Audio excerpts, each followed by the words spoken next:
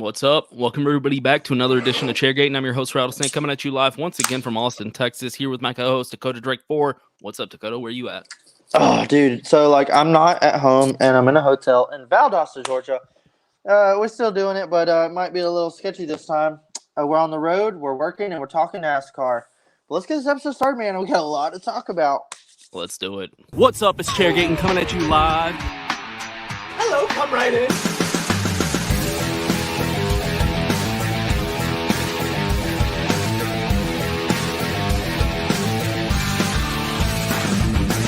Rock, flag, and eagle.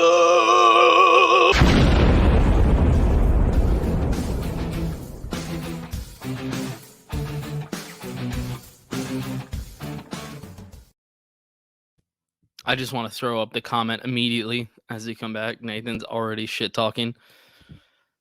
And for those of you that can't hear Dakota, like I cannot, we're both dealing with lagging issues. And mostly I think it's coming from Dakota because I still can't hear him. I can't hear him saying anything. I don't know if y'all can hear him. I know I can't. I think it's because he's on he's at a hotel in wherever the hell Georgia he said he was, like Valhalla, Georgia or some shit. And he won't pay to get the Wi-Fi upgrade. It's like $1 and he won't pay it. He's like, it's on my company card, man. Yeah, here we go. We got another comment. Nope, can't hear him. He's just talking to nothing. We can see his face. That's something. But yeah, this is what I deal with. Yep. Also, Colton, yeah, they had to send it back because you gave me the wrong goddamn address. So I don't know what to tell you, man. You gave me the wrong address and they sent it back. Still can't hear Dakota. So, we're all dealing with this. This is something that I deal with on a regular basis. Oh, I can hear him. You hear me? I can hear him. We can hear you. Are you serious? Yep. Yeah, we can hear you. It's a goddamn headphone. All right, whatever. I've been fucking with this thing for a minute. Hold on. Son of a bitch. I was about to. And you know what's funny is we were dealing with these issues, and Dakota's like, "Fuck it, let's just do it live. Come on, go." And then immediately when we go live, yeah, I can hear you. What the fuck? It was when we went live. It fucked my headphones up. All right, yeah. Well, that's because you won't pay the $1 to get the upgraded Wi-Fi, but that's fine. Oh my god, that's another discussion. Play the damn episode. I am playing the episode. This episode is shitting on you. I don't know if you realized it. But we had an amazing race last weekend. Can you even see my video? I can see your video, but I love this comment from Nathan. Nathan knows what I'm dealing with. Technology really is his kryptonite. It's Nathan wild. Is like, he's like my gatekeeper. Like, he knows everything about me. However, I'm like, Nathan, you don't need to know everything about me. I'd be lost without Nathan, the son of a bitch. Nathan is my kryptonite. He's your handler, I think, is what it is. Yes. Nathan's the guy that tells me the password to my phone. He has to use his fingerprint to unlock your phone. That's Nathan. But you're right, Dakota. We did have an incredible race at Daytona. And I hate to admit it because Nathan was messaging being like, told you so. Which gets under your skin, doesn't it? Horsepower, bitch. Yeah, Dude, he was at the house and he was like, "Oh, the cars they're going so slow, huh?" And I was like, "Shut up!" He was like, he was driving in because the race was so good. And he was like, "Told you it'd be good." He was classic Nathan on Saturday. I'm just gonna jump right into it. How would you rank this race compared to every other race this season? This is definitely a top 5. That's what I'm thinking. I will throw it top 3. It got all the way up there for me too, and I'm now questioning if it was the best race of the season. I don't know, because it's hard to appreciate because it's pack racing and it's Daytona, it's crazy, super speedway, la-di-da. They're all good. It's hard to find a bad super speedway race. However, New Hampshire delivered big time for me with a lot of chaos and a lot of fucking racing. I would literally put this race number 2. Yeah, it's in the top 3. It's in the top 3, no doubt. That's one thing Nathan agrees with us on. It's in the top 3, no doubt. I think pretty much everybody has to admit that. For me, The ending was a little disappointing. We'll get into that because that's Oof. a whole nother topic. Obviously, as a Austin Dillon fan, the ending was very disappointing. But I felt like the ending was a little anticlimactic for how incredible the race was from start to finish. I mean, it was good throughout. And usually, are you playing with a light right now? Yeah, I got one of these little fancy lights, and it like dimmed itself, so I had to turn it back on. Yeah, that's fancy, dude. I'm making do with what I got. Usually, the situation we deal with a super speedway race, and you mentioned it on the last episode, is eventually they're going to do the single file, racing just around. And you even mentioned, I think, I hope they don't do that for most of the race and wait until the very end to make it spicy. Did it for like 4 laps. Maybe. I mean, yeah, maybe they did it when all the Ford guys went to pit, and they were having to run tandem to get back up, stuff like that. But I mean, people were able to pass, going high and low. I mean, the whole time I had a hard time stepping away from the race. I went up to make dinner and I just stopped because I was like, I can't. I gotta watch this race. It's so good. Dude, I literally was trying to find myself like, I need another beer. I gotta pee. I can't leave. Commercial and like running. And I seen a lot of people bitching about commercials on this one. And I just think I was so enthused. I didn't even really notice. The commercials were bad, but I noticed a lot. Hate. I noticed a lot at the beginning, and I didn't notice it as much towards the end. And I don't know if that's because they were running less commercials or if the race was heating up, and I kind of like you, I was forgetting about it. But yeah, at first I was with him on that one as well because I was like, man, these is a lot of commercials. I get it, like we gotta pay bills, but it was like, yeah, 3 wide for the lead. We'll be back. Brought to you by Xfinity. And I was like, hurry up. However, I will give it to NBC. They will throw out, if something happens, a pit stop or caution, they snap back. And will throw into like, oh, we're under yellow. And then they'll go back to commercial. Dude, so true. And no, it's not. I distinctively remember a wreck happening during commercial. And when we got back, they were just like, okay, so this happened while you were gone, and now there's new leaders and all this shit. I think they did one like that, and they did one like the other. I don't remember the other. I don't remember them snapping back. I remember when it was side-by-side nonstop action. You could see the thing happening, but they let the commercials continue to run. The thing I feel like they probably have the normal amount of commercial breaks. However, we are so excited and enticed throughout the pack racing that when they go to commercial, we're like, hey, what the fuck? But when they go to commercial during like a single file fucking, Kansas run, we're like, oh yeah, I'm going to go to the bathroom real quick. It's like we're not losing as much interest, but when they're 3 wide for the lead at Daytona, every other lap, we're like, hey, I was watching that.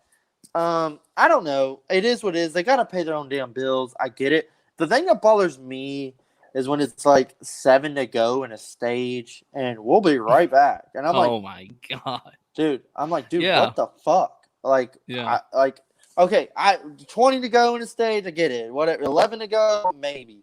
No, like 10 to go in the stage, you run this bitch out.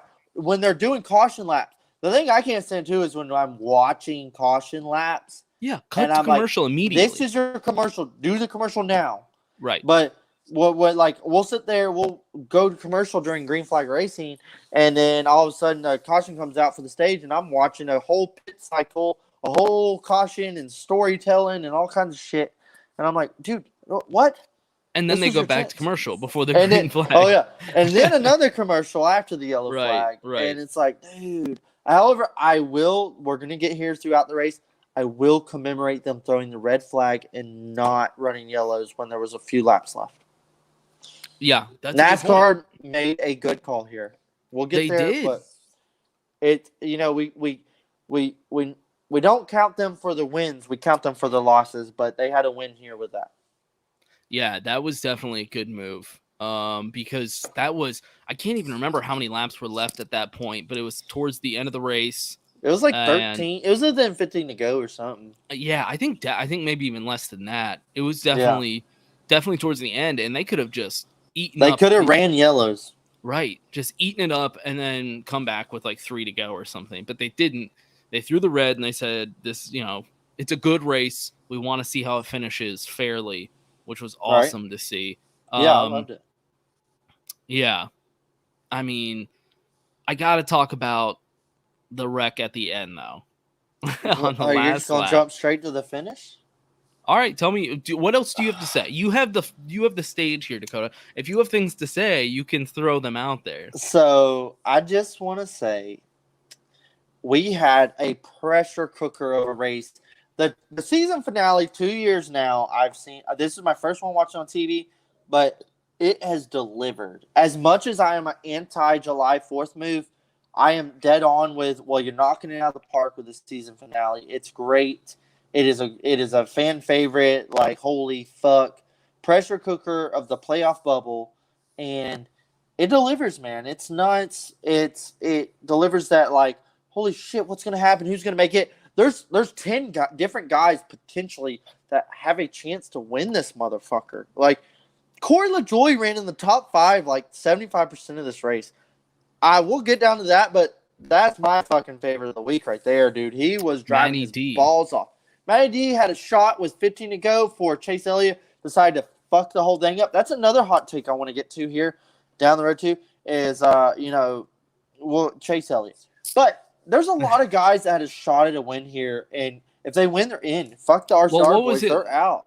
I mean, what was it, like 5 of the top 10 on the last, like, 3 to go? No, all guys that the restart with 3 to go. I think it was like 7 of top 10. It was something not alone insane. Hadn't won a race this year, but like some of them hadn't won a race ever. And if they win, they're in the playoffs. They're in the playoffs. Let alone like a win, but they're in the fucking playoffs. Like, that is huge for a small team. Not even just the top 10. I mean, Corey LaJoie was up there. I mean, who else? Matty D, I know, was up there early on. Eric Jones showed up late. He was trying to get a win.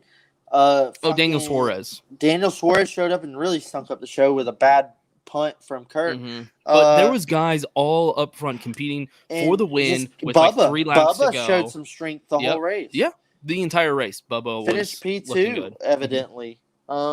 Yeah. Chris Buescher was driving his wheels off with his cheating ass. I literally, Buescher was up there. Buescher was willing. He took the lead. Wasn't Ricky Stenhouse up there at one point? Ricky was up there. I think he got shuffled on that big wreck off of 3 and 4 with Chase's terrible blocking. Yeah, it's just wild. Everybody that we hinted at how cool would it be to see them win was like in the lead at one point of this race. The driver of the week, Corey LaJoie in the 7 car, they kept talking on the broadcast like, they told him have at it. And Corey was driving his balls off.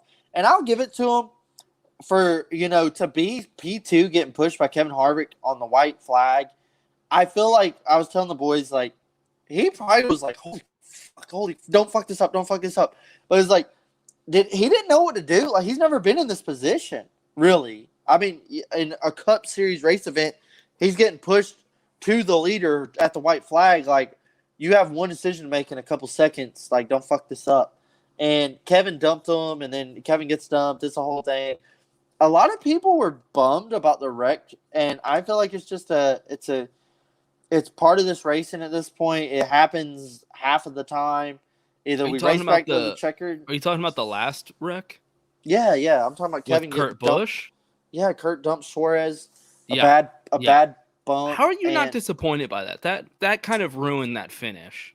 It did ruin it, but I'm not going to get bummed about it. The same thing happened in Daytona 500 at the exact same spot. Well, I'm bummed because my driver didn't make it into the playoffs because of that. However, another player of the week, Austin Dillon, drove his fucking balls off in this race, and I applaud him. Race, he was up front. Applaud him for it because you could tell, like, Reddick was like, I just need to finish, man. And Austin Dillon was like, I'm going to win this motherfucker from the green to checker. He was trying. You could tell he wasn't fucking around. He was like, not only am I going to win every stage, I'm going to win the goddamn race. First stage, he pulled out early. But that's the thing is, like, you can't sit here and be like, why'd you do that? It's like, dude, he sees the opportunity. You got to jump on it. He pulls out early, gets dumped, and finishes 7th when he could finish 2nd. Who cares? That was stage 2. Now. Was it stage 2? Stage 1, he finished 2nd. I thought he pulled out and finished in the back in stage 2. I'm pretty sure stage 1 he finished 2nd. Stage 2, he finished like He 7th finished or top something 10 in the stages, and in it both is what it stages. is. Because he tried to make that move to get the stage win. And you have to do it. You're right. And it just, he timed it poorly and it didn't work out. He got sent to the back because he got caught in the middle. But yeah, the entire time he was fighting for not just a stage win each stage, but a win for the race. And that's just what I love to see. That's what I think any fan wants to see their driver do any given week. So it's unfortunate he's not in the playoffs, but as an Austin Dillon fan, I was just really impressed with his driving, really impressed with his crew, his equipment. It made me proud to be an Austin Dillon fan, which doesn't come very often. Dude, he was driving the fucking balls off that car. And we talked about last week that 3 car was going to be hooked up. And it was. Mm-hmm. And he was driving the balls off. And when we had the battery issue, I was like, oh, no, Austin. Like, this I know. It went I was out texting you. I was like, this is how the season And then 3 ends. laps later, he's 4th. I was like, oh, yeah. fuck. Like, this is about to get interesting. Well, and here's the thing. They said, his crew said over his radio, like, you have to win to get in the playoffs. But that wasn't true. If you looked at the points, dude, he was within 10 points. Like it was within Austin, 5 points. Was it 5 points? He got within 10. 5 points at one point, like towards the end, and maybe it was 10. Maybe it was 5 and 5. So then 10 altogether. Either way, he at one point right before that wreck, he was far enough ahead of Reddick where I think if he would have finished there, he actually would have been in the playoffs. Well, Reddick was getting into everything he could riding in the back. And I think Austin's team told him, you're going to have to win this race to get in, just to like push him. Like, no, we don't want to tell him like finish 4th or something. Like, we want him to try to win this race. And I love the attitude. I love the, hey, I remember the radio audio. They were like, we have to win. You got to win. Like, you got to win. Yep. And he's like in 4th, like, and they're showing the onboard and you just see his eyes like, okay. like he's like, all right. Yeah. I mean, I guess good for Reddick. I'm still a little butthurt about it, but I understand. All you can do, but dude, to be at Austin Reddick's crew was the real MVP. Honestly, though, they did fix a car. You can't be disappointed. 83 laid it all out. He put it on the line. He didn't just sit there and dick around. Like he went for every bit he could in that race. Yeah. And I'd be, if I, as a minimal Austin Dillon fan, like I was proud of the motherfucker. Nathan's right also, because when Reddick went down in the pit with his car smoking and then goes back out and it's still smoking, I was kind of ecstatic because I was like, shit. I thought it was He's over. not going to finish the race. The implications here. Like I was like, dude, the 8 is done.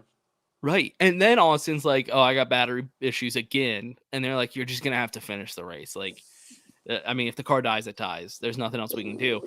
And so, I mean, that storyline alone, just between them two, I know the broadcast was always going back and forth between them, but I think the storyline was just incredible. And it kind of overshadowed, I think, guys like Corey LaJoie, who were about to win the race. Dude. So, I mean, this is cliche what they wanted with Daytona being the finale. Like 100%. And this is where it's like, okay, you took my July race, but I'll allow it with what we are getting here. And I'm listening to Kevin's onboard. I turned down so nobody could hear it, but like it's like half a lap ahead. And all I hear on Kevin's car, like they all scrambled right there. I just hear Timmy Fita with Kevin Spotter like push the fuck out at 7, push the 7, push the 7, push the 7. He was like, 2 from the leader, 1 from the leader, push the 7. And I'm like, is Kevin pushing Corey LaJoie to a win? I was like, because I didn't know what was happening yet. Like, they hadn't wrecked yet. And he said, push 7, push 7, push 7. And I was like, and he said, or he was like, 17's behind you or whatever. And I knew the 17 took the lead on the restart. He was leading the restart. And I was like, is Kevin pushing Corey to a win right now? What is going on, dude? I was so like, it was driving me insane. And I just, all the anxiety and pressure and excitement I felt from it, I was so pissed I wasn't there. Ugh. Yeah, and I mean, I wasn't sure if everybody else was reacting like this, because I was reacting because I think how Austin was doing the race, but with like probably at least 10 to go, bare minimum, I was on my feet for the rest of the race. Like I jumped off the couch. Last stream I checkered, I jumped off the couch like, oh shit.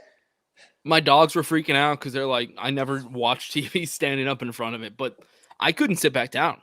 Like, Yeah. that's why I'm saying it might have been the best race for me, because I don't remember this season reacting like that, to where I was standing up for like a good amount of time. It wasn't like the only last lap. I mean, I was just like hooked. As many of like me and my boys have had like get-togethers and cookouts at each other's houses, we always know it's a good one when three of us are standing up from the couch this close to the TV and just like screaming and yelling. And I try to take it all in, like, look what this race is doing to us. Like, I'm not just sitting back like, yeah, Kyle Larson won. Like, we're all screaming at the TV, yelling, like, come on. I was jumped up, and I was like, yeah, Kevin's pushing Corey, and I'm rooting for a Kevin win and a Kevin finish. I was rooting for Corey LaJoie that whole green, white checker, dude. Like, he's up front, like, he was having the race of his life, and I was yelling at Corey LaJoie, like, come on, Corey, you got this. Like, I didn't even know what was happening yet, and, I mean, I was rooting for an underdog there, and it was awesome. It brings the best out of the underdogs, too, in this situation. It's like, this is our chance. It's not a Richmond, you got to finish 8 points ahead of this car. Like, it's like, if I win this, I will do so much for my team. Right, 100%. Yeah, for all those smaller teams, that would change everything. Even if they get out in the first round of the playoffs, just those extra races of being in the playoffs means so much. Well, that's another thing is, like, people forget was like, I mean, we'll get to the playoffs here in a bit, but it's like, people forget Michael McDowell's in this motherfucker. Like, he won Daytona 500. He's doing this thing. Yep. And it's like, dude, yeah, you forget the guys that are like, oh, wait, they're locked in? Oh, shit, they're locked in? And, you know, one thing I miss, and I feel like it's probably COVID related or whatever people want to call it, but it's like, you remember when they used to do, like, at Richmond, the final, like, after the race, they all came out and stood next to the trophy and took pictures and all that shit? Like, that doesn't happen. That doesn't do that anymore. They just make up an animated thing and post it on Instagram. I'm like, what the fuck? Yep. And I almost made a post about this, but it's like, I missed when they were like, the post-race Richmond thing, like, this is your playoffs, bitch. We here. I mean, I wonder if they're going to do it in Darlington as like the first race of the playoffs. It might be a possibility. I'd be okay with that if they would do it's that. Like, here's like a pre-race thing where it's like, here's your playoff guys, like to intro the race. Yeah, that would be kind of cool. That would be cool. Maybe we'll see it in person. You know, that'd be super awesome. I mean, I went last year and didn't see anything of the sort. Maybe things are a little different now. That's what they do. Yeah, I mean, this race is what I mean. It sucks to admit, because I was dogging on the horsepower, and this is what NASCAR should be doing, getting us to jump up on our feet towards the end of the race. I was too enthused about this race to even cook dinner. I mean, that's what racing should be doing to us. It should bring dads off the grill burning their steaks. That's what I'm saying. And so it just sucks to admit this, but like, I was 100% wrong. This was such a good race. So let's just, another stroke for Nathan is, you know, I bitch about lowering horsepower and everything. And however, let's talk about the Super Speedway package. They implemented this wicker bill on the spoiler and all this hoopla, and the cars are getting fucking hella runs and flipping Joey Logano, this and that. I don't want to even go into the flipping topic on this episode because it's happened since the dawn of time with race cars. But, however, I was nervous. Like, so the cars are going to be going slower. I'm sure we'll still have a pack, but what's going to happen here?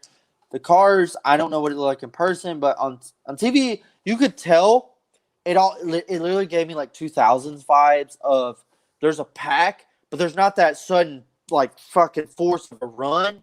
It was like they had to like get it going and get a push, and like you had to build up the run and get a push. It wasn't just like a instantaneous 10 miles an hour faster running through the guy in front of you. It was like you could manipulate the draft and work the pack, and it really reminded me of like the junior days of like, dude, you gotta like, you have to work this and make it work. Like you couldn't and you could lead and drop bottom to top kind of. It wasn't like this crazy run you couldn't block. You could see it on TV. I don't know. This knocked it out of the park for me. It was one of the things NASCAR hit out of the park, along with their, red flag rule, was like the package delivered, and I loved it. Was Michigan a good race for you? Yes, absolutely. Okay. I mean, if they And can that pull was off different Darlington, Michigan. that's what I'm saying. If they can pull off Darlington now, that's going to be like 3 in a row. I mean, all Dude, ovals, so no road courses. we'll I get mean, to Darlington in the second half, but we have a whole like repaved 1 and 2 fucking wild cards thrown in the first playoff race. Like, we have no idea what this is going to be like. You're going to have no grip in 3 and 4 and tons of grip in 1 and 2. yeah, that's a good point. What the hell is going to happen? We'll get there, but first, let's talk about our winner. He did it, the boy. Ryan Blaney goes back to back. Ryan Blaney is turning on right in time for the playoffs. And I love the excitement, but god damn, I can't stand how he doesn't do a burnout. I get it. It's his old school, whatever. But I'm a Blaney boy, but I need more pizzazz and bad boy out of Blaney. He I goes am back to not a back. Blaney boy. I He don't care has- about Blaney. I like him, but I need I just say fuck on the radio or something. Like, say something. I don't know. He won't. No. He'll start a podcast about Star Wars and talk about that instead. Dude, he's not I going to like say fuck. him as much He's as I pretty much dislike a him. Mormon. He seems like a Mormon. Yeah. Well, he has sponsors where I'm like, I can't wear a hat that says that. Like, I don't want a Duracell hat. I like Blaney, but damn, dude, I just like when he rocks the stash and long hair. I'm like, yeah, Blaney's, yeah, cool. All right, Nathan, I was gonna bring this up with the Blaney thing. I gotta dude, admit, Nathan is on. That boy don't miss. That boy don't miss. Okay. First of all, that race was all over the place. All right, so fuck you. There were so many wrecks at the end because it was like 10, 15 to go. I feel like it was mostly Chevys up front. So I said it would be Chevys dominating the race. And I think for a lot of that race, it was Chevys. So I will say that. And there was a lot of craziness at the end. But, Blaney did pull it off. I'll give it to him. I was wrong there because I think Nathan specifically said Blaney could repeat here. And I was like, nah. He did. I remember Nathan being like, Blaney go back to back. Yeah. I think I do. Yeah, I remember that as well. And so I'll definitely admit that. I do think the Chevys performed well like I thought they would. But I was totally wrong about the Blaney thing. I think it's just because I'm not a big Blaney guy because I'm not a big Mormon person. So, he wants to like live in Utah and, drink diet sodas with no caffeine. Dude, oh my God. Blaney drinks. I don't think Blaney's ever smoked a cigarette. Like, I don't. Oh my God. I think he's more. I think he might be more of a square. Wait, you've never smoked a cigarette? Nope, never in my life. Pretty sure I've smoked a cig with your wife. You don't smoke cigs? No, she's smoked plenty of cigarettes. When you get drunk, it's not like I don't buy a pack, but like when you're at the bar. No, drunk, she's done on and off. I've never smoked a cigarette in my life. Well, that's why me and Felicia get along so well. Yeah. I feel like Blaney might be more of a square than even Chase Elliott. Ooh, that is a fucking off-season subject. Write that down. Dude, that is a good one. Yeah, the biggest squares at NASCAR. So, a little sub-subject we'll get to, too, in, like, off-season personalities. Nathan you're a loser also. That explains a lot. Wait, so, Blaney dips? Okay, actually, I have more. No, Blaney does dip. So, all right, my bad. That's actually kind of badass. Is, like, our young gun bad boys are all kind of a bunch of fucking losers. Like, that's kind of what I started my podcast ridiculous about. I think that's what my first NASCAR subject was about. Was about the new generation, new wave of NASCAR guys never getting into fights, like never leaving the house. Here's one for you. Here's one for you. Of all fucking people, Cole Custer stone colds beers and fucking chugs them in victory lane. Cole fucking Custer. Cole Custer. That is like +3 ranking over Blaney and Chase Elliott for me. Cole Custer. And I don't even like Cole Custer. Cole Custer kind of looks like a weird dude. I think we can all look old fart face. We call him fart face around here. It looks like he always smelled a fart. He's like, that's what his face always is. Honestly, of all those young guys, he's up on the list of dudes I actually might hang out with. Because I feel like he might be a fucking cool dude to chill with. He just has that face.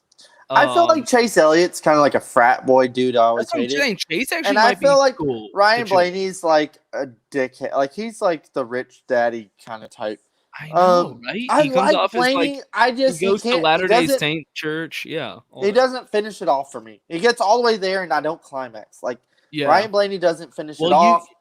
I think you get a discount for that when you don't pay full Bubba price. pisses me off more than he makes me happy.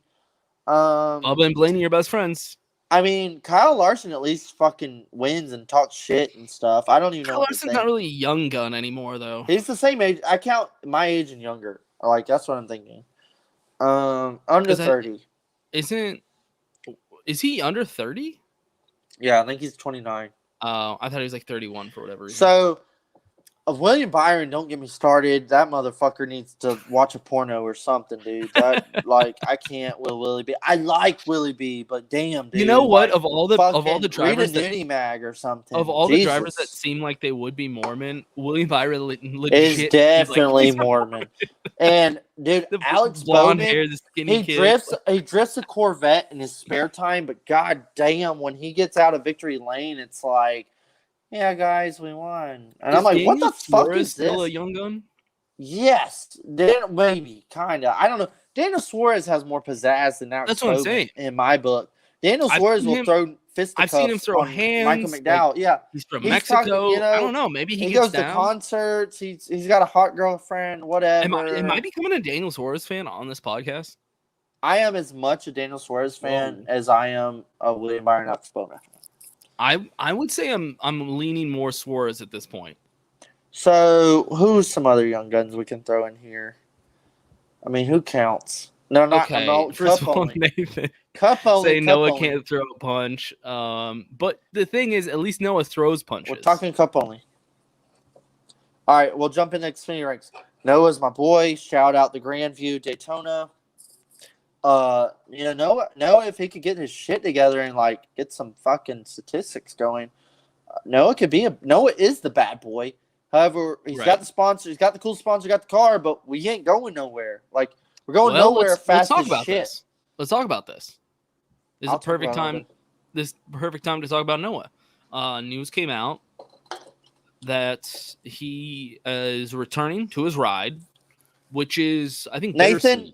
What was Noah Gregson's first year? Was it 2020? 2020 Daytona 500, the 9 Bass Pro car. The year before, he ran the Switch car, the watch company, whatever the fuck it was.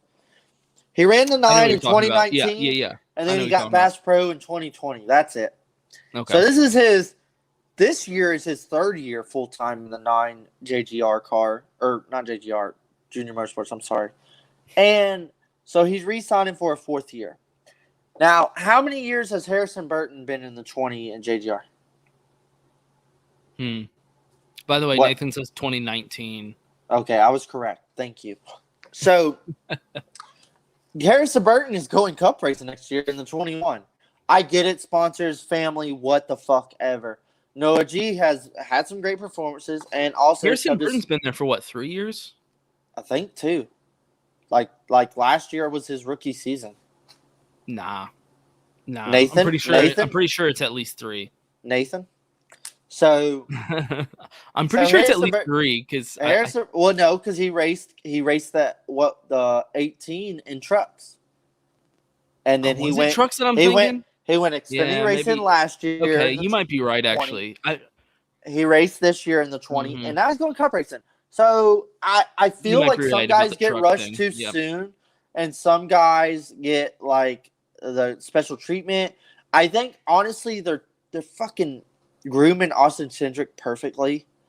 But some of these guys are getting the boot up so soon. Justin Haley has aged like fine wine. Your past Xfinity winner at Daytona.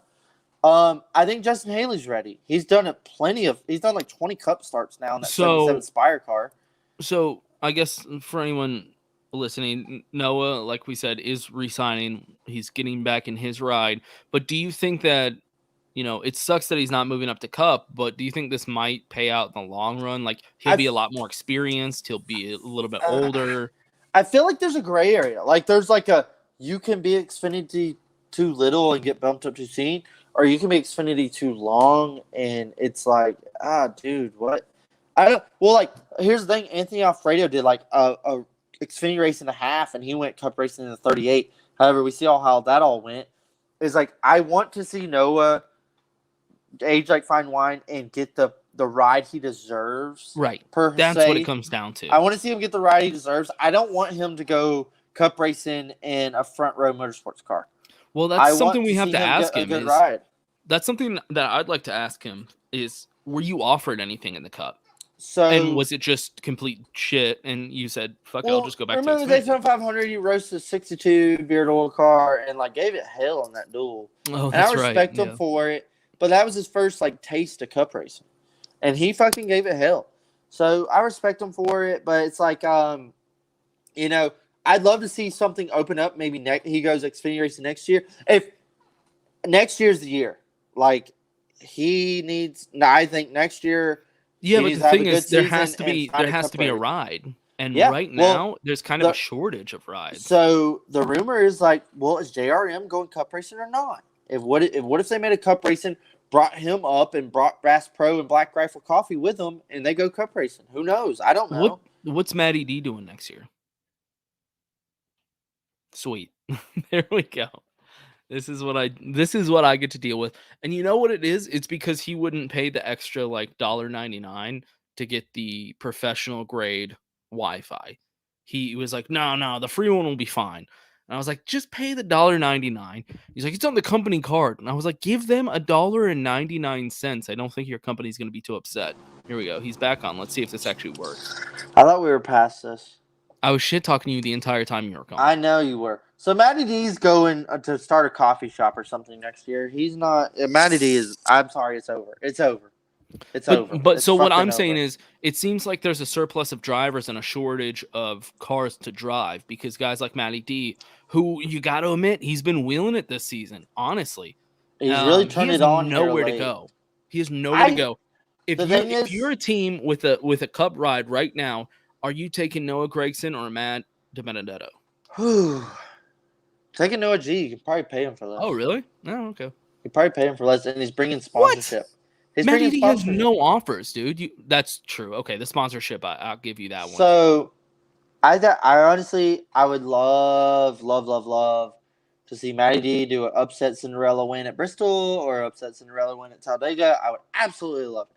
However, if I'm a betting man, I'm not putting any money in that pot, and I think we have all seen the saga of Matty D. I think it's over. I think Matty D is going to pack his bags and sell his house and like go start a farm or something. However, Noah G is something to invest in, and you can look towards the future. He's got Black Rifle Coffee all up his ass, and Bass Pro is selling his shirts and shit. So there's something to build on there, and I think maybe a Chevy affiliate because it seems. I mean, hell, Bass Pro goes anyway. They sponsor a Toyota, they sponsor a Chevy. They don't give a shit. So that's a good point. You can take Noah G anywhere. I think maybe we start to see some more veterans, sign their way off. And Noah G could fill one of these potential seats. I don't know which one it could be. I think everybody's a Noah G fan. Either you love him or hate him. However, his fans in particular are kind of fucking nuts. Like his diehard fans are kind of crazy. That's what I like Noah G, but like I'm not wearing his hats. Anybody gets though. Yeah. Like, that's one thing. I don't know. I'm not going to go down that rabbit hole, but he's got some crazy fans. So what? Who are some veteran drivers you could see calling it quits here soon? So, Kevin Harvick at least got another year. I'm throwing it out there. Kevin Harvick's, this is my, gambling prediction. Kevin Harvick's contract is through 2023. I'm putting all my eggs in the basket that Kevin retires in 2023 as his final season. That is what I'm scouting for. All my talent and eyes is looking for, by 2024, I will have my new driver. And it's sad to know that I only have 2 more years left in the bank of my last 20 years as a fan. But Martin Truex has got some contracts in soon, right, Nathan? Does he resign? Does he sign another 1-year deal? Does he say, peace, y'all, I'm good? Denny Hamlin, he's cooking. He's got a great run. He's going in the team. He's already laying his bed as a team owner. Does he go ahead and be like, "Hey, y'all, I did my part, peace," or does he ride this pony on? I mean, how perfect would the Truex car be for Noah Gragson? You just keep Bass, just keep the Bass Pro Shop sponsorship, keep this paint schemes, keep everything, and you just. I'd be okay with it. I don't know if Nathan would be, but it's like I don't see JGR signing Noah Gragson. I could totally see a Chevy team maybe. I don't know if What maybe if it'd be Bass Pro is like, hey, this is the young guy we want to sponsor. We're not sponsoring your next car unless I it's our I guy. I don't know. Just assuming, I feel That like would be wild. Bass Pro is all in on some Noah Gragson. Like they're taking They him are. That's what fishing I'm and saying. shit. That's what I'm So saying. like if you're bringing Bass Pro money, that goes a long way. I would assume. I would imagine he's got what Um, Black Rifle Coffee always sponsoring yeah, him. those are big time Um, sponsors, and they love the kid. yeah, So I don't know, man. I feel like it could go any way, and I feel like he's bringing sponsors. So if almost maybe he's waiting for the right opportunity, like, that's what hey, I'm you saying. could What if drive he's this car this year, or you could drive that car next year. That's what I'm saying though. What if he has turned down shitty cup offers because he's I'm like, sure he it's gonna has. ruin my Are career. you taking Noah Gragson or Anthony Alfredo?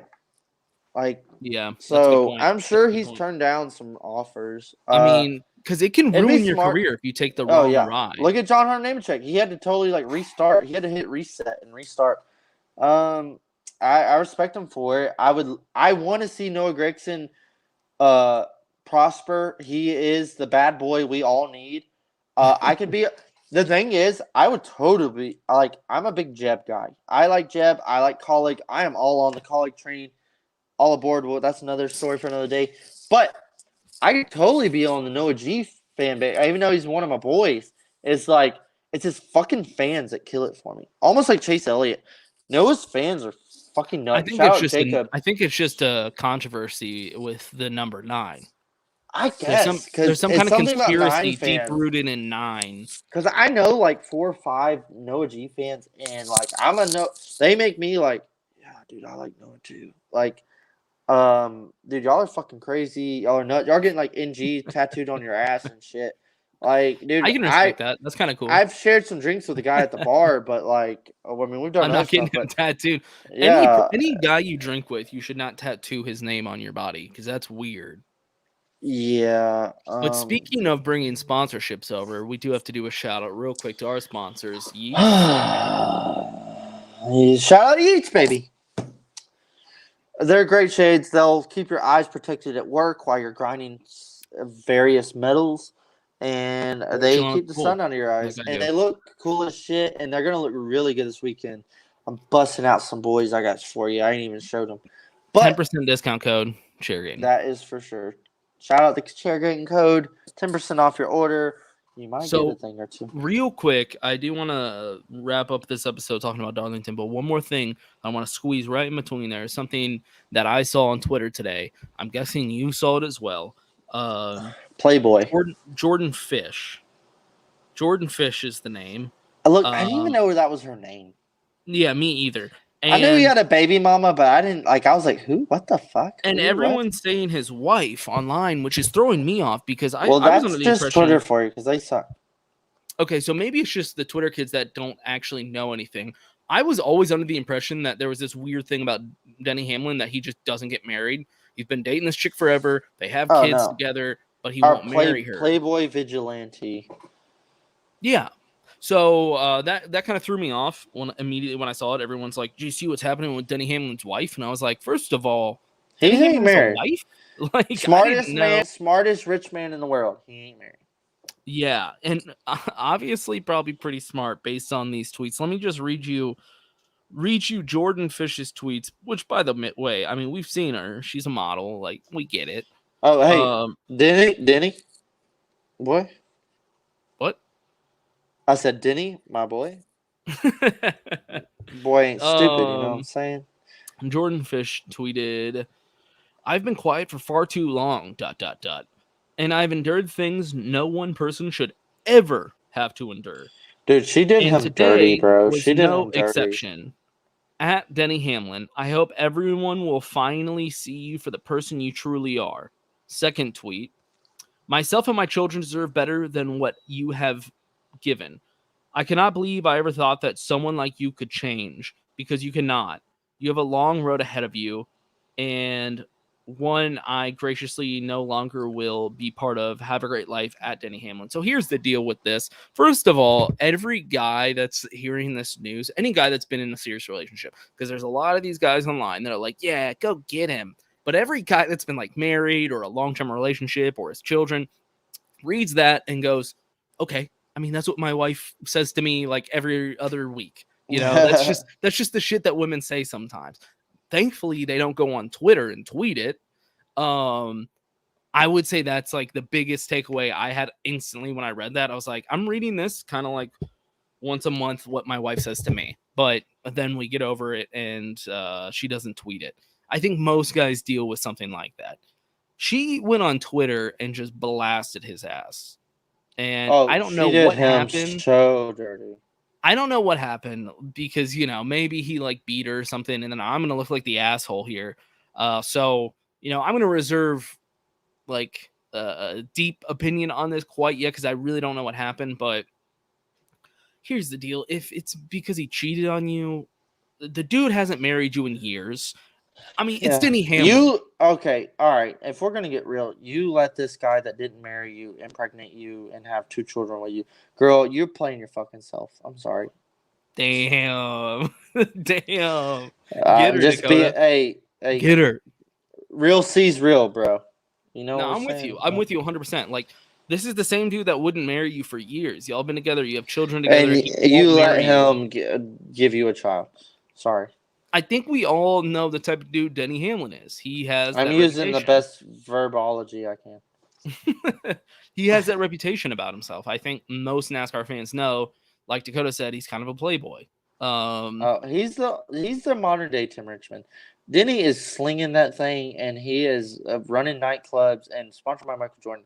What do you think he's playing nanny? Like, the motherfucker is pimping all over the world. He's pulling a Kanye West for sure. That's my thing. It's if it's something about him cheating on her, I'm just like, I don't care. Honestly, I don't. Like, that's your business. And that's a whole nother thing. Is it's none of our fucking damn business. It is nobody's business. That's not my business. She's doing them dirty, blasting them on the internet like this, and NASCAR Twitter's eating it up. And it's like, hey, this is their like. This is a see. This is a civil suit, like between him and his baby mama. Like the replies I'm seeing are people like with the popcorn gif, and they're like, "Oh, I'm just here to see what's going on in this drama." I'm all like, these people don't have a fucking life. All these people are Noah G fans, so like it's pathetic, honestly. Like, get a fucking life, get a dude. life. Get a life. She's obviously trolling. I'm sorry, it's his baby mama, but like, she did him wrong. He's a fucking millionaire. Like, he can bury you, and he owns a jet. So I disagree there. They have a child together, and she's the baby mama. She owns him. She's probably gonna rake him for money, but that's what I'm saying, dude. I think she actually it is owns what him it is. But I'm just saying, for everybody, from the little bit I've seen on Twitter, people are like, Denny is a piece of shit, and it's like, God damn you people, like, get a fucking life, dude. It's none of your business. Right. That's how I feel. Even if this happened to one of my boys, I'd be like, that's not my business, dude. Like, you deal with your business with your wife on your own. Like, that's not my business. I don't want to know what you've been up to. I don't want to know, if you need someplace to crash, you can crash over here. But like, I don't really want to know about your personal business. That's right. That's right. Like, I'm sorry your baby mama blasted you like this, but like, hey, can you get this off my timeline? Right. Exactly. So, Denny, we've all been there, dude. We've all been there. Anybody that Denny, play boy. You know what I'm saying? Peace up, 8 time down. Real recognize real. Hey, keep it real, my boy. So, yeah, that's the NASCAR drama. The playoffs are here. Not only does she drop a bomb on Denny Hamlin, she does it 3 days before the playoffs start. If this wasn't a mental strategy by anybody, I don't know who did. Denny does not make it to the Final Four, and this is why. Ooh, or is it because he can't win a goddamn race? That might be. Well, I don't have a leg to stand on because my driver can't win shit either. So it is what it is. Nobody can win. This package sucks. But Denny. However, it's like how long Nathan was telling me is like. Well, Denny has been right there at probably more than 10 races. Like, he's been in the top 5 going for the win. That's why he was so high for points. Yeah. So that's why he was going for the regular season champ was like Denny almost won more than a handful of races. So that win's coming. Well, we're at the playoffs and the win ain't came. So, I mean, does it come? Does it come? Does it go winless? And shout out to the haters on Twitter is like people have been like, who would have ever believed Kevin Harvick would have went winless in a season? Yeah. Bitch, I did it from 07 to 2010. We went 3 years winless. I've been there. I've done that. It's nothing new. It's okay. I can live To with it. be fair, though, it hasn't. It's been over It 10 hasn't years happened in since the that's 4 happened. car. I don't Yeah. care. But the people, I just see all these Kevin haters talking shit on the internet, and they're like, I would have never guessed Kevin would have went winless. If he goes winless, so be it. It's part of the sport, dude. It doesn't Is that bother me talking at shit, all. though, or is that actually kind of showing respect? Like, I'm I don't know. surprised I because get he's both, so but good. I get it, but it's like, dude, but no, they say it as in like, wow, he fucking sucks. And it's like, dude, I don't care. If he doesn't win a race this year, it's okay. I will live. I'm not going to fucking kill myself. It's like, dude, it's okay if he doesn't win. However, I still have some hopes that, like, we could squeeze one out here or there. However, Kevin's biggest fucking speed has been at all the super speedway races. Have you realized this? Yes, that's a good. He Yeah. dominated. He had a freaking horse at the Daytona 500. He led the he almost won with the dog brew car, and he freaking almost won this last week at Daytona. Mm-hmm. So Yep. Talladega, high hopes. Rodney's bringing some super speedway cars. I don't know. Normally, I would have thought it would have been a road course that we would have seen him been dominating No. on. But yeah, this is. No, I have noticed his super speedway performance has been their really four good team this does year. not have their road course shit together. Right. However, Denny Hamlin has not won either. It's just super ironic how they were the most winners last year, and then there's trash this year. It is what it is. But the playoffs are here. We have some very big upsets and some big players up front. Everybody is putting all their money on Black Kyle Larson. I am going to go contrary and say that Kyle Larson pulls a upset and does not win. And we also pulling have an upset is not winning yes, for Kyle Larson. everybody's putting their money on Larson winning the championship. It's his to win. We also had this last year with Kevin Harvick. He was the favorite. He had the most points. We all saw how the final round went. Kyle Larson has to be young money, every week to win this championship. And I feel like he will be in the Final Four. I feel like that's a given. However, I feel like somebody else comes on strong at Phoenix and cheats their way to a Chase Elliott win and wins the championship. What, a guy like Ryan Blaney? No, or a number 9 car or a 19 car or.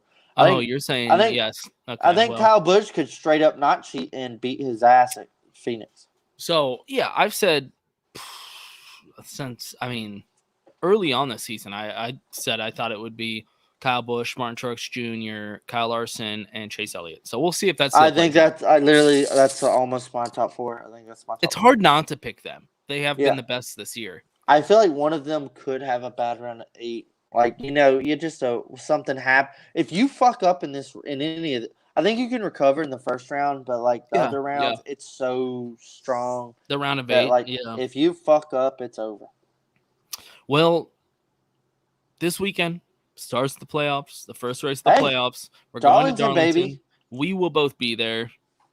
Throwback round 2 or what? Or what? Yeah, that's for sure. Is it just every time we're at Darlington it's throwback? Because I feel like that's what we're all thinking. Maybe that's it. If it's Darlington, you throwback. You bring your cutoffs, bring your throwback shirts. It's throwback weekend. Don't care what they say. The teams don't even care what they're saying. They're running throwback schemes. Yeah, they need more consistency with this. Also, none of the teams ever follow the era that they give them for the throwback. If you've noticed, they'll be like, "Oh, we're doing 80s this year," and everyone's like, "I don't care. We're just gonna do whatever we want." We picked this throwback scheme because go Mark Martin. Right. Yeah, everybody's always done their own throwback scheme. Everybody's always done whatever. And the throwback this year wasn't that great, in my opinion. It was okay. It's easier to say now that it's gone. However, I'm so baffled because we were like, hey, we're not doing throwback in the playoffs because sponsors don't want to do that for the playoffs.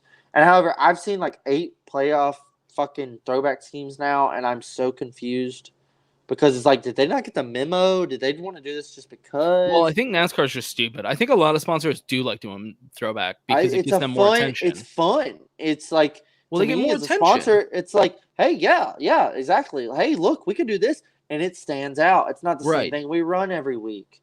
Like, ooh, look how catchy this is. We're gonna sell a T-shirt too. That's an extra $25. I don't know, dude. Whatever. I will, however, say that Kevin's paint scheme is pretty sick. It looks sick. I told you, Kevin always has a sweet paint scheme, and you always bitch about it.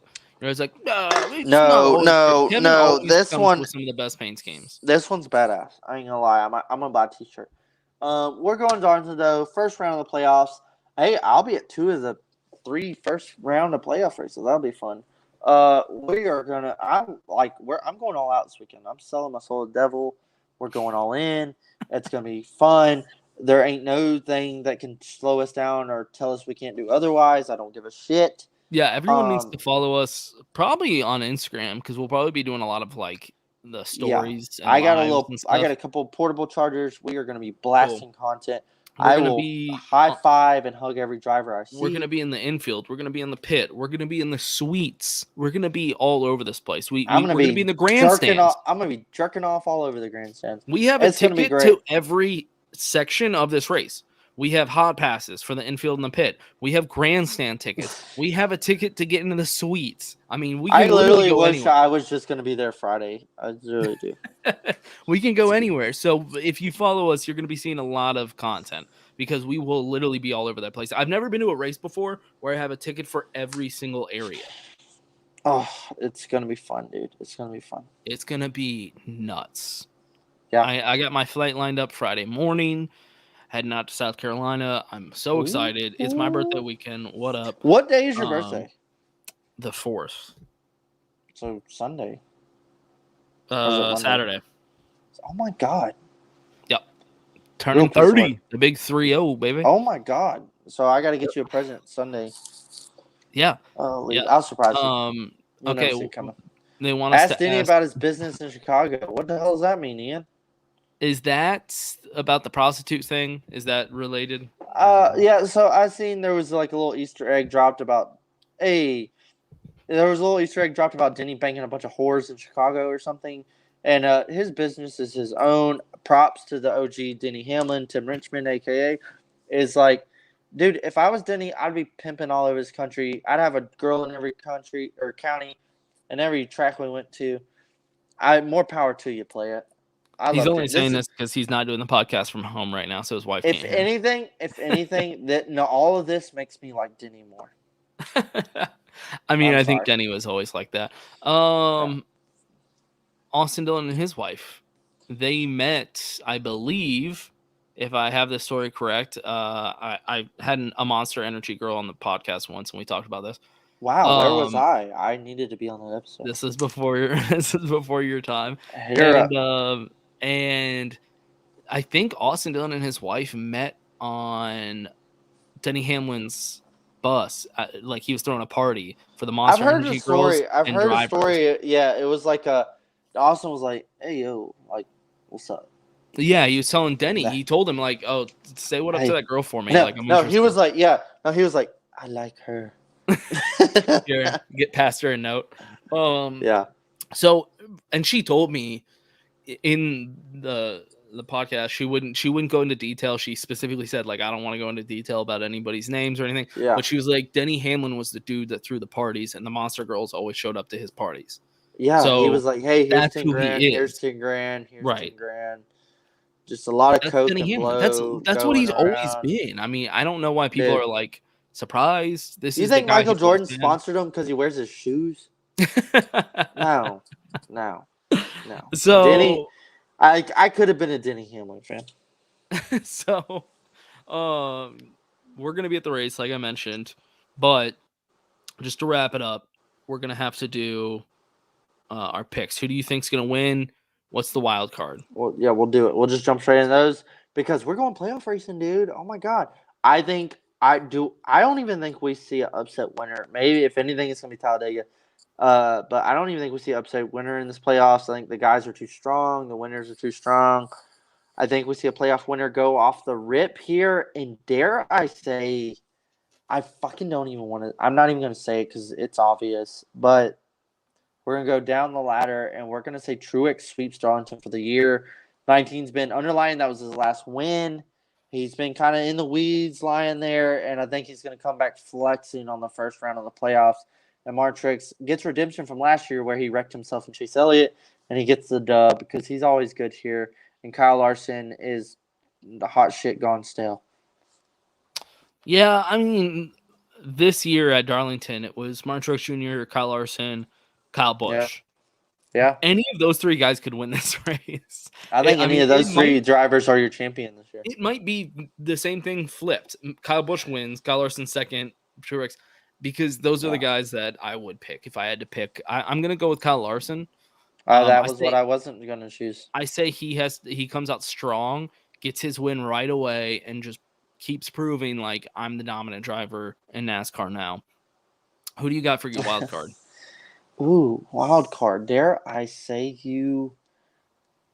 Tyler Reddick comes in swinging and transfers to the second round automatically. That was my wild card. Because he has showed some strength here. He's, I don't think he's being taken serious in this playoffs because he barely made his way in, which whoever barely makes their way in is automatically counted out. However, Kevin Harvick's your 16th seed. Does Kevin make it out? Who knows? If Kevin came out and won fucking Darlington, I will burn that place down. But as Tyler Reddick comes out and does an outstanding performance and gets his first dub in a fashionable statement and transfers to the second round. Yeah, I'd have to go back and listen to our episode earlier this year for Darlington. Ooh. But I want to say that I picked Reddick as my wild card then because I think it's a track that he runs well. And I know he finished just outside the top 10 earlier this year when they raced there. So I won't.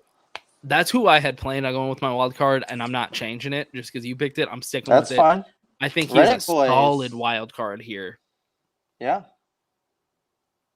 I'm okay with it. I'll allow it. Boy, I can't wait to see your ass, though. It's been a minute. The boys are back in town. We're going to be rocking out with our cocks out Saturday, Sunday, dude. I can't wait. It's going to get wild. Not to mention it's a truck cup doubleheader Sunday. Yeah, so strange.